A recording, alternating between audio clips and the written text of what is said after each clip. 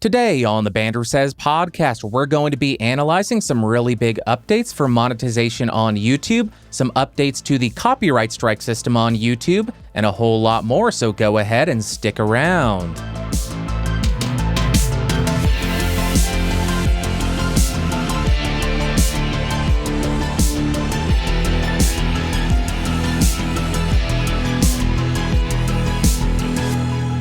Greetings, Earthlings, and welcome back to episode 176 of the BSP. My name is Bandrew. This is what I says.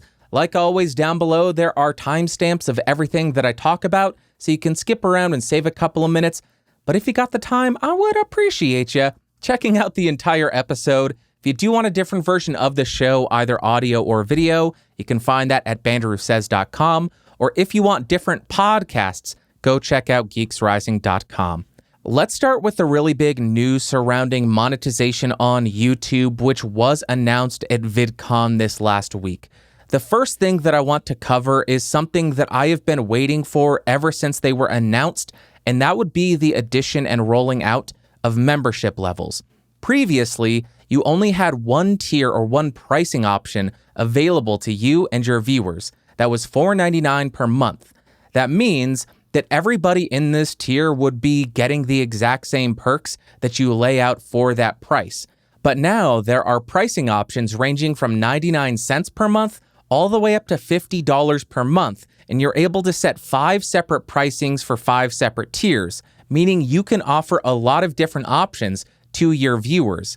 And in my opinion, this is going to do a lot to increase revenue for creators with this new set of features for a couple of different reasons. The first one being, if you had viewers who thought $5 per month was too much, you can now offer a 99-cent tier or a $1.99 tier to offer them a pricing that they think matches the value that you offer or matches the value of the perks that you're offering. But conversely, you can also set a much higher priced tier. So if you have viewers who think your videos are super valuable and $5 wasn't fair for you, now they can pay you what they think is matching of the value you're offering. But there's also a little bit more here. You can now add more expensive and time-consuming perks to those higher priced tiers to ensure that you're compensated for your time or offer some options for your super fans. So I think these are really great steps forward. And since they rolled this out, I went ahead and updated my tiers as well. Now I have 3 separate options. The first one is a 99-cent tier, and that makes you an Earthling, and that will give you badges next to your name in the comments, custom emojis for live chats, an exclusive Discord role which gives you access to a members-only chat and a voice chat in the Discord, and a members-only monthly podcast. For $4.99, you become an Alpha Centaurian, and you get everything from the Earthling tier, but you also get a monthly members-only live stream where we interact, you ask questions, and just hang out and we chat about whatever you want, and you get your name or channel at the end of every podcastage video going forward.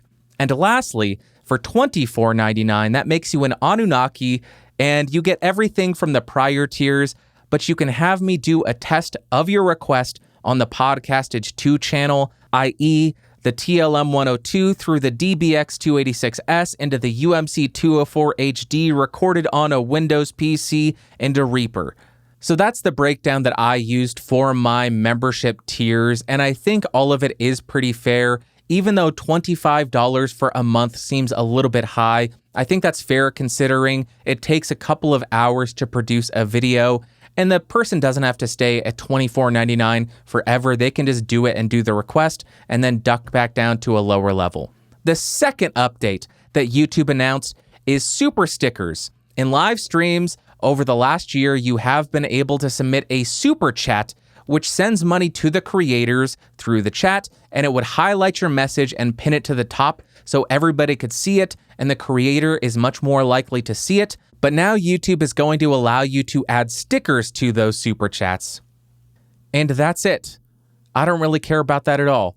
The third update is to the merch shelf. If you don't know what the merch shelf is, it is a location below all your videos on YouTube that promotes your merch that is for sale on the Teespring store that has been linked to your YouTube account.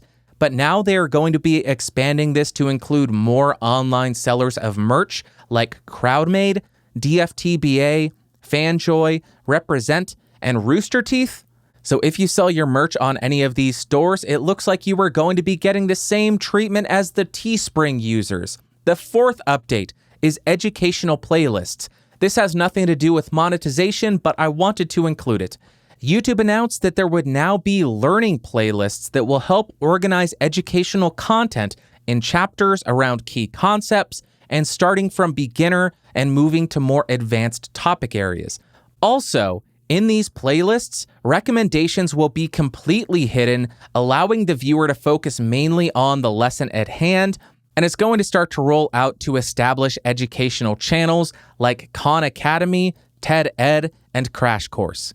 And the fifth and last update is an expansion of the YouTube Giving program. This is a program that YouTube launched last year, but it has been in beta. What it does is allow you to add a donation link to a charity, a 501c3, beneath your video. They are moving this out of beta and will be rolling it out to thousands of channels. That is excellent.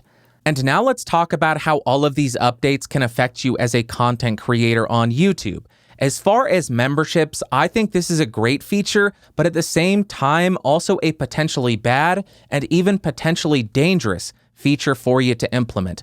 First, I think it's great because it essentially takes the place of Patreon. So if your audience is mainly on YouTube, it makes it far easier for them to support your work, which could possibly lead to higher conversion rates and higher revenue for you, making it easier for you to continue creating your videos. But at the same time, the reason I think it's potentially dangerous is it consolidates another one of your revenue streams down to a single platform. So if you're at all controversial, or you fear that YouTube's current actions and behaviors is destroying the platform, you may want to consider staying with Patreon or signing up for Subscribestar or PayPal or any other of these crowdfunding services. That way, if you get banned for being a troll, or YouTube disappears or says no monetization for everybody, your income doesn't disappear along with that. Then we have the super stickers announcement, and I guess this is okay. You get a cute cat just cheering, but I don't think this is going to drive more people to use the super chat feature. I don't think it's going to create more revenue. I think it's something that they are just doing to expand the feature and get it in the news stories again, so more people are aware that super chats exist. Then as far as the merch shelf expansion, this is good as well. I don't think this is going to be very beneficial for a lot of people because I believe all of these new partners are relatively exclusive merchandise companies. But if you do sell merch through one of these partners, this is good for you because the merch shelf does drive traffic to your store and it does drive revenue or increase revenue because it increases sales there. Then we got the educational playlists. And as educational playlists, I think this is a really good idea. But that's assuming that this method, this approach, stays just for educational content. If you'll allow me to put on my tinfoil hat for just 1 second, I could see this new approach being the future of YouTube. And I mean that completely seriously. You may think I'm being hyperbolic or crazy, but I 100% could see this being the new future of YouTube. With the amount of heat that YouTube receives for the content that's hosted on their platform and the recommendation algorithm radicalizing people, I could honestly see them saying, to hell with it, we'll just curate everything that we recommend to you. No more automatic recommendations, no more exponential growth unless we love you. I could see that happening 100%, but this is an extremely long shot. This is way out in the weeds. This really is tinfoil hat conspiracy crap because the recommendation algorithm generates a crap ton of money for YouTube, and they are not just going to throw that away because they get a couple of bad articles. But depending on the next couple of years, such as the legislation that's put in place or the regulation that's put in place over YouTube and the amount of negative press that YouTube gets over the next couple of years, I think this could be a glimpse of what the YouTube of the future looks like.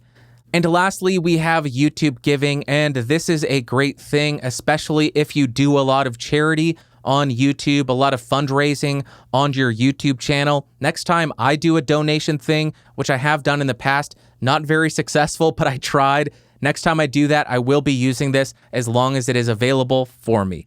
And if you are interested, I will link YouTube's blog in the show notes if you want to check it out a little bit more.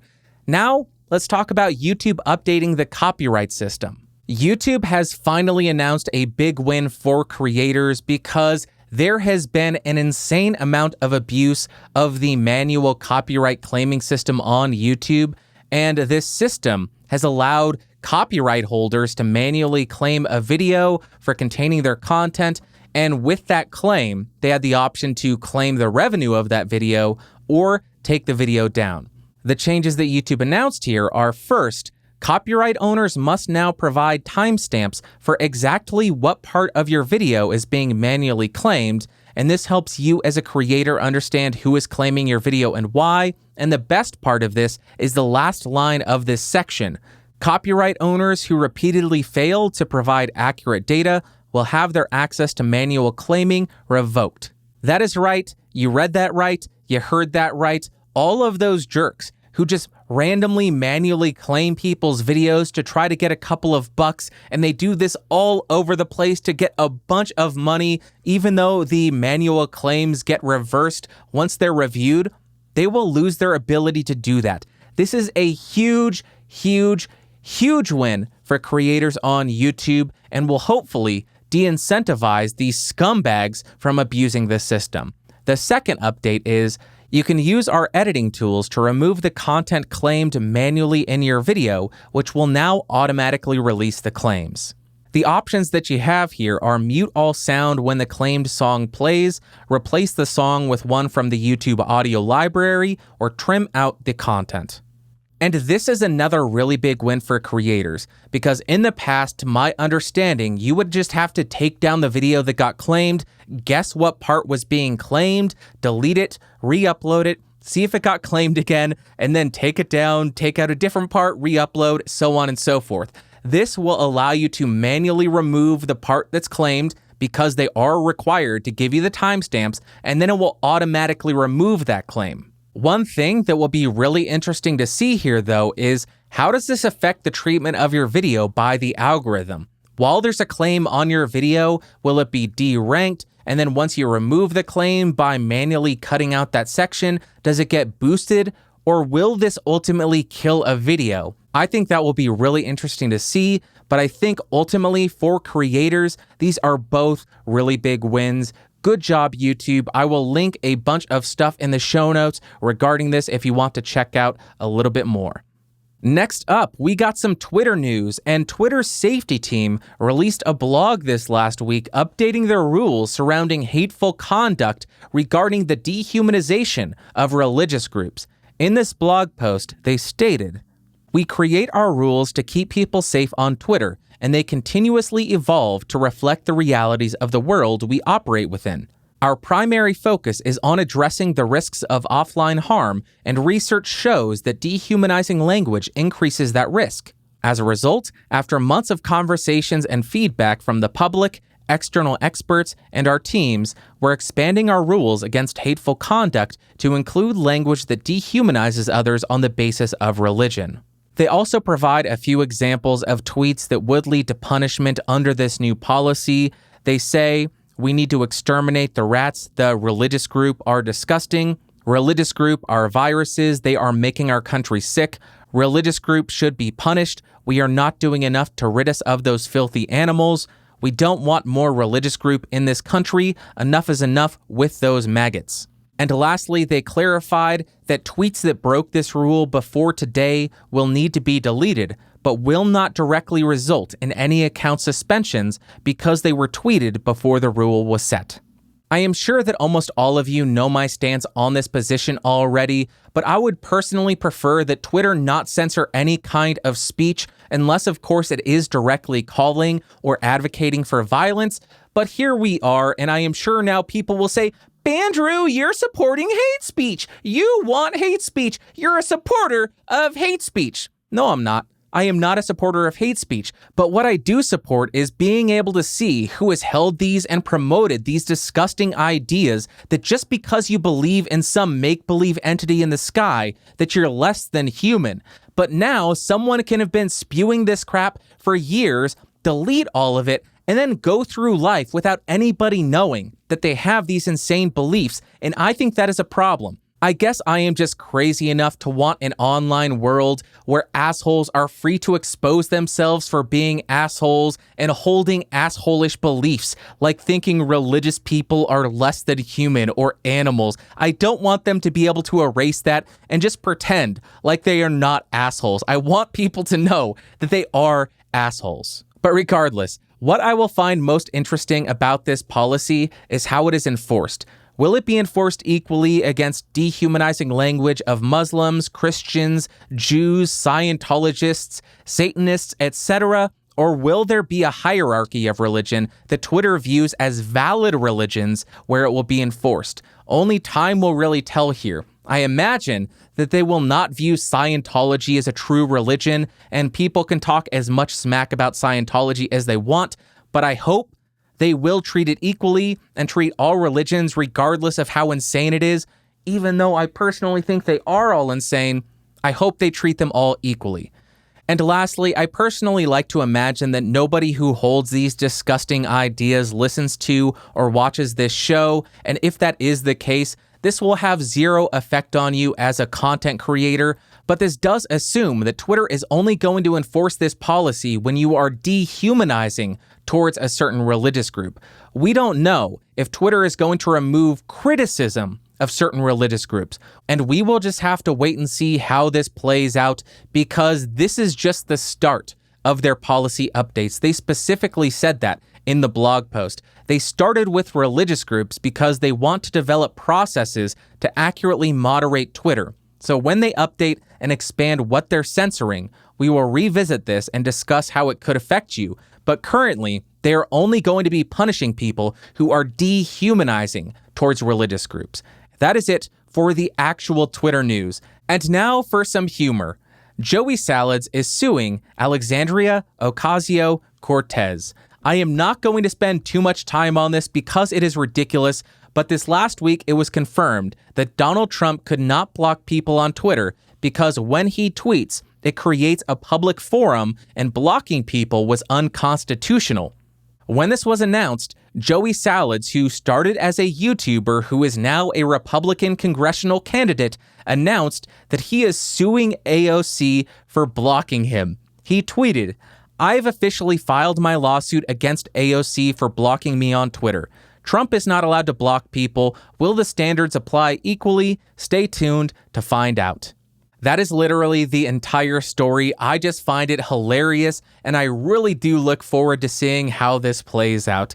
Now let's jump to what she had to say. The first comment comes from Car Ramrod. He says, "It happened in the UK. Look up Count Dankula. 1984 much? I am getting black lung? Cole? He is a Trump supporter, everyone. He is a Trump supporter." Car Ramrod, think whatever you want, Sally. I don't care. But I do think you're exactly right to point out Count Dankula.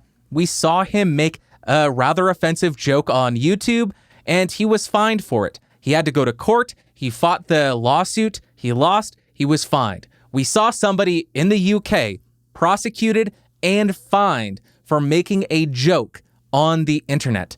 This is a horrifying precedent to set, and luckily, it hasn't hit the US yet. I do fear that it eventually will make it over here, but for the time being, we can make all the offensive jokes we want without fear of the government fining us. We will get a lot of backlash online for offensive jokes. We will fear cancel culture, but as far as government intervention, not there yet. Next comment comes from Lyowin. He says, "Would anyone honestly miss SNL? I couldn't tell you one of the actors on there right now. However, I do agree with you that she is a big bag of crazy sauce. Jokes are one thing, but threatening or instigating others to violence against politicians, anyone, should be prosecuted. This includes people who feel like throwing milkshakes at people is completely acceptable behavior." Lyowin, I concur completely. Not a single person would miss SNL. I honestly didn't even know it was still on.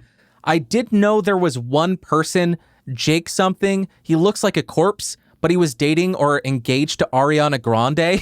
The only reason I know that person existed and was on SNL is because I hated him. Because he was engaged to Ariana Grande. Because I have a chance with her. Yeah.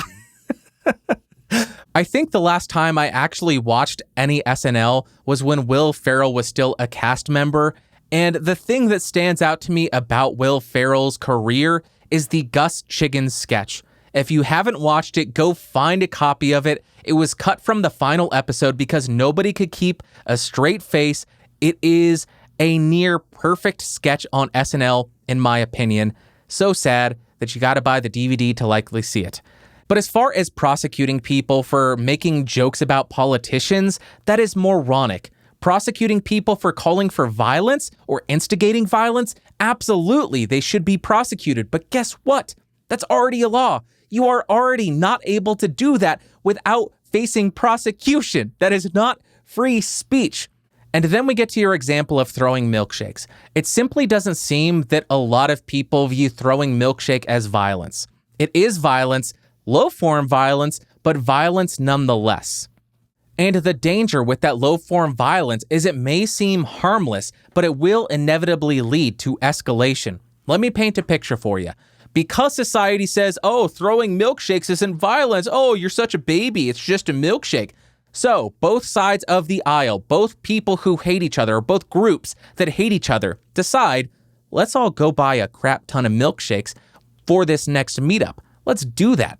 And then when they face off, they stand in rank and file like a 1700s war film where you understand that the front line is always going to be gunned down. They all stand in rank and file. They start throwing milkshakes. 1, 2, 3, 4, 5, 6.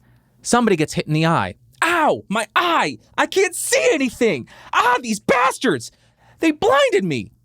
That person gets really angry. They got seriously hurt. They can't see anything because they got poked in the eye with the straw in the milkshake that you threw.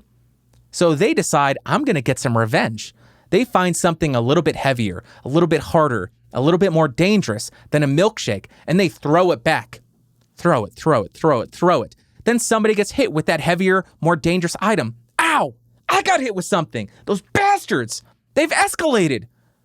Then they get even more angry. They find something even heavier, even more dangerous, and they throw it back. This is the inevitable, silly seeming with this example, but inevitable escalation of the situation. That is why even throwing a milkshake, which is harmless, is dangerous because it will lead to more. We saw this with Andy Ngo. He wasn't even fighting back in Portland. People started throwing milkshakes at him, people got into a frenzy and started punching and kicking him, and he ended up with a brain hemorrhage because he was recording stuff at this, Antifa rally.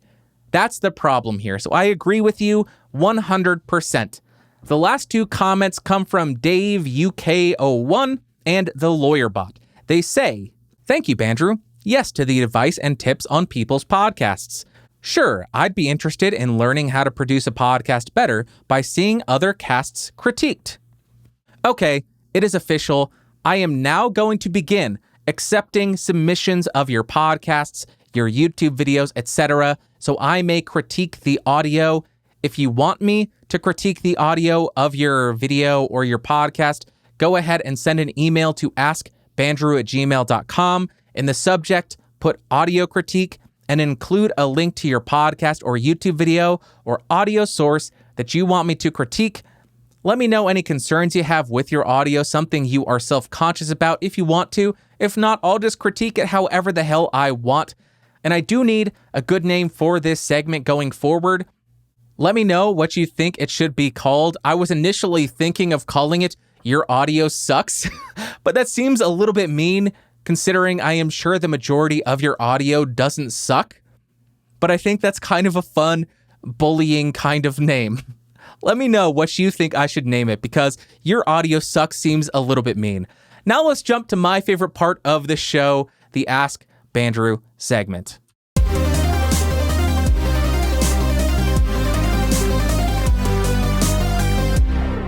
All right. If y'all got any questions, go ahead and send them to askbandrew@gmail.com. I will answer them on an upcoming episode of the podcast. First email comes from Studio of Gaming.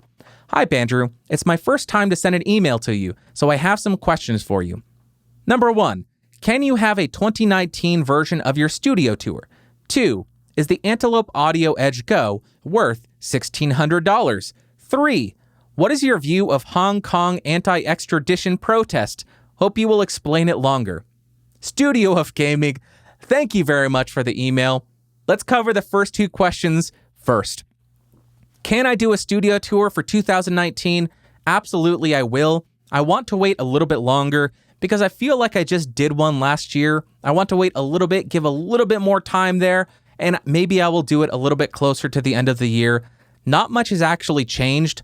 I got a rack, but what's in the rack, I don't really use that often. Same computer, same interface, same guitar amp, I guess a different guitar and different guitar cab and different pedals. But almost everything else remains consistent. Not much has changed. Maybe different lights.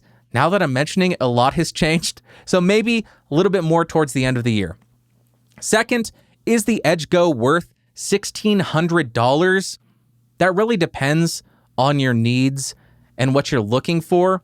Do you need a single device and want plug and play without any kind of interfaces? You just want a little microphone that you can throw in your bag? Although for $1,600, you better pack it carefully. And do you want all the mic emulations, preamp emulations, EQ emulations, and compressor emulations? If so, if that is all stuff that's on your checklist of what you're looking for, I think it just might be worth the $1,600. I say that because when you start to compare it to something like the universal audio stuff and interface, then the cost of all the plugins and emulations and a high-quality microphone, the prices start to look very similar. A TLM 103, $1,100, Universal Audio Aero, $500. There you go, $1,600. So it gets very comparable when you start to look at the mic emulations and all of the modeling it does. And then question 3, what are my thoughts on the Hong Kong anti-extradition protests? Heavy question, but I certainly do appreciate it. I always advocate people sending in questions that are not focused solely on gear. I always appreciate that. And I love being challenged or exposed to global issues because I'm not really that knowledgeable on them. So this gives me an excuse to spend some time looking into it and learning a little bit more. So Studio of Gaming, thank you very much. Now, I hadn't read anything about this until you sent in the email asking the question, but here is my uneducated summary based on totally reliable sources of Wikipedia. The protests seem to be against the Fugitive Offenders and Mutual Legal Assistance in Criminal Matters legislation bill, and my understanding of this bill is it would expand who the Hong Kong government would be willing to extradite fugitives to include Taiwan, mainland China, and Macau. And my personal opinion here is I think there's a huge issue with accepting extradition laws from a country with whom you have diametrically opposed laws and governmental systems with. I won't go too much more into depth here because I'm already way out of my pay grade, but I will say this. If I were in Hong Kong, I would personally not want this bill passed. And I say that because I am sure I have already been put on a list by the Chinese government for calling their president Winnie the Pooh, which is probably against the law, gets you on a list. Go to Hong Kong with this bill. If it were to pass, you could be extradited to China, be charged there, be put in jail. So I understand why people don't want this bill passed. And with all of that being said, I would say I support the protesters who are pro-democracy and against extradition to mainland China. That falls into lines with my ideals. Go figure, I grew up in America, a democratic society, so I am not going to really be on board with a communistic state wanting to be able to extradite people from a democratic type society. Not really my cup of tea. And I will also say, I hope everybody who is protesting can stay safe. I know there have been some deaths, and that is horrible, absolutely horrible. So everybody out there who is protesting. Please be safe. Please be peaceful if at all possible. And best of luck to you. Hope that answered your question. Studio of Gaming, appreciate you. Second email is extremely long, and he says, "Hey, Bandrew, I love your podcasts and reviews.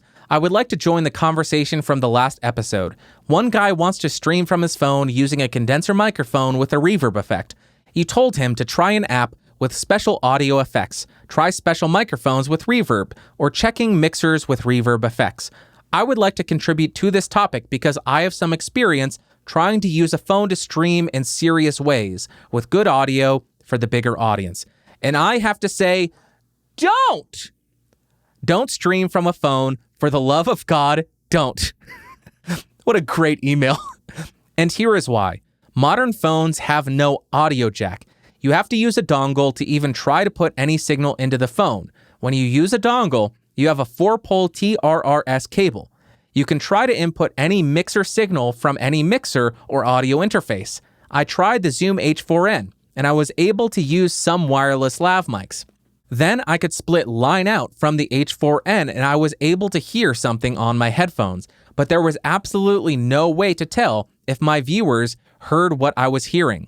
Dongle problems. 3 to 4 pole adapters were not tight. They were disconnecting. Viewers were angry. There was no signal. That's a horrible experience. Another time on another phone, the YouTube app was not hearing anything. Audio recording apps were able to record signal, but the YouTube app hadn't any signal. Unreliable software is another big problem. The whole point of using a phone is a small size, but when you start to add any mixer with reverb effects and decent XLR microphones, your rig is starting to be really big. A solution to all of these problems? Just use a laptop and OBS software, use any XLR to USB interface or Zoom-like recorders with interface options, use some normal microphones, use plugins to add reverb or any other effects. OBS gives you proper VU meters, and you always know what is going on with your system. This is a much better concept than an unreliable phone. P.S. But for Apple users, there is probably nice gear, Smart Rig plus DI with lightning plug and proper XLR inputs. This could work nicely, but I don't know because I use Android. Very great email, Kasper. I think I am pronouncing that right. It is K-A-C-P-R. He is from Poland. I apologize for butchering your name, but that is amazing input. I have not tried to stream too much from my phone, so I am not very knowledgeable there, but I think you're right. It sounds like streaming to your phone using high-quality gear is a nightmare unless you just use the built-in microphone. Therefore, the best solution would be just to use a laptop. I am guessing the reason this person wanted to stream using their phone is there was an app on their phone, like TikTok or something along those lines that they wanted to stream to. But if at all possible, I agree with Kasper or Kakper. I apologize. I agree with him. Use a laptop if you can. Very great email. Next, we got a voice submission. Let's go ahead and check that out from Anonymous. Hello, greetings from Denmark. I was wondering if you could please review the Aston Stealth microphone. I think you would find that interesting. Thank you. Thank you very much, Anonymous Dane. Is that the correct terminology for somebody from Denmark? I am so uncultured. Dane, Denmarkian. I'm going to call you a Denmarkian. Thank you very much for the voice submission and the recommendation. But as far as the Aston Stealth, I have already reviewed that, so I will throw a link to the review in the show notes in case you want to go check that out. I found it a very interesting and very versatile microphone for the price. Really great alternatives to the other broadcast dynamic microphones, and really cool new technology in there that I hope all these other microphone companies may consider thinking about, at least, implementing into future devices. Thank you very much, Denmarkian. And that is it for the What You Had to Say in AskBandrew section. Let's jump to TV and movies of the week. And I got one for you this week. It is Slumber Party Massacre 2. This is a recommendation that came to me from Stephen Jondrew of Better Podcasting and the Gunna Geek Network. That is right. This was recommended to me by him. Let me explain the first film. It is a serial killer who has a drill. He breaks into a slumber party and drills high school girls to death. There is a lot of sexual innuendo there. He's drilling them to death. That's the first one. Not very campy, not very humorous. I did not enjoy it. Then we get to the second one. The second one is insane. It is absolutely insane. It consists of a hair metal rockabilly style guy with an 80s metal guitar on, but it's not just a regular 80s metal guitar. At the headstock, there is a 3-foot-long drill. So what this guy will do is play Van Halen-style riffs, sing some songs, and then drill people to death. And it's also got some really weird psychedelic dreamscape type things, probably inspired by Friday the 13th. Not Friday the 13th, but Nightmare on Elm Street. It is insanity. If you want to see a metal guy with a guitar with a 3-foot drill on the end drilling people to death, this is for you. Stephen Bandrew, great recommendation. My God. What a fun film. I will link it in the show notes if you want to pick that up. Slumber Party Massacre 2. Now it's time for the fun part. He's in his house somewhere. It's 9 o'clock and ready to rock. My motorcycle's out of hock. Jump on back and hold on tight. Bastard! You killed Valerie! Don't let go.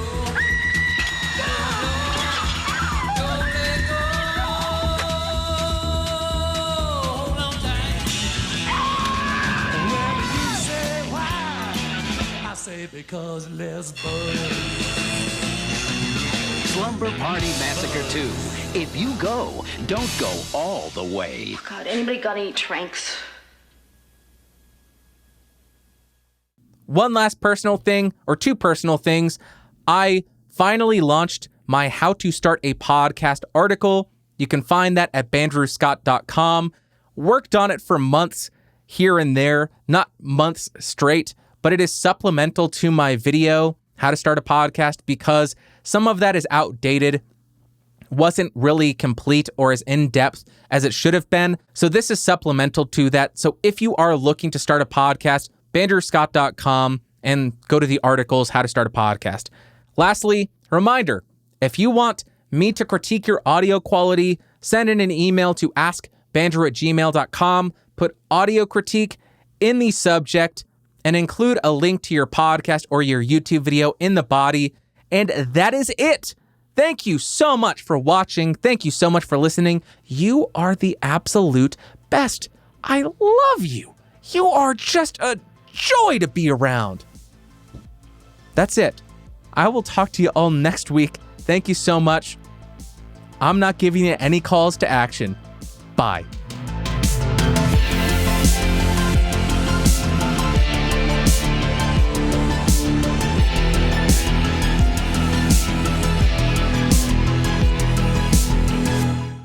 This has been a Geeks Rising production, your executive producer of Bandrew Scott. For more information, head over to www.geeksrising.com.